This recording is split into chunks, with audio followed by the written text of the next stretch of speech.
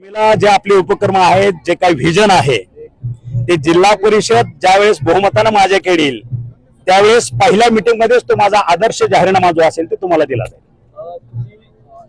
भारतीय जनता पार्टीवरती आज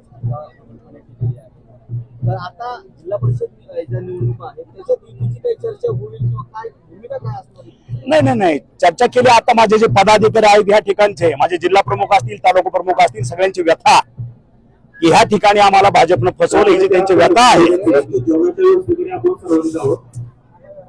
जी व्यथा आहे ती व्यथा मी फक्त जाहीरपणे मांडली. आणि ह्या ठिकाणी आम्ही युती करणार नाही किंवा काय हा प्रश्न माझ्या अखत्यारीत येत नाही.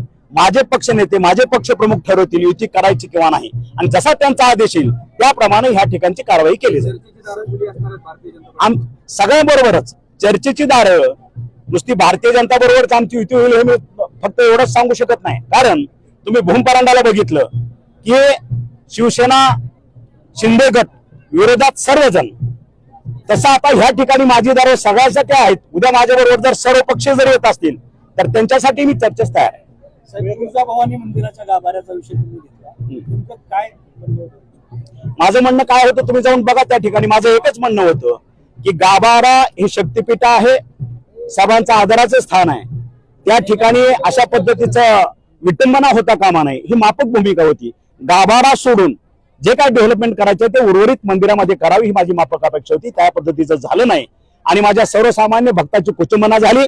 ते उघडपणे बोलत नाहीत, पण मी ते तुम्हाला आज व्यक्त झालो एवढंच. धाराशिव जिल्ह्यामध्ये काही ठिकाणी ड्रग्सचे प्रमाण वाढले, त्यामध्ये केसेस झाल्या, त्याबाबत आपली काय? आता जनतेनं ड्रग पेडलरला नगराध्यक्ष केलं तुळजापूरचं, त्याच्यामुळे मला वाटतं इथून पुढं आपल्या तुळजापूर याच्यामध्ये मातेचा प्रसाद देण्याच्या ऐवजी येणाऱ्या भक्ताला ते ड्रगची पुडी दिली जाईल. आणि सर धाराशिव लाईव्ह जे निर्भीडपणे पत्रकारिता करायचे तर त्यांना अटक करण्यात आली. मी आता भाष्य केलं त्याच्यावरती.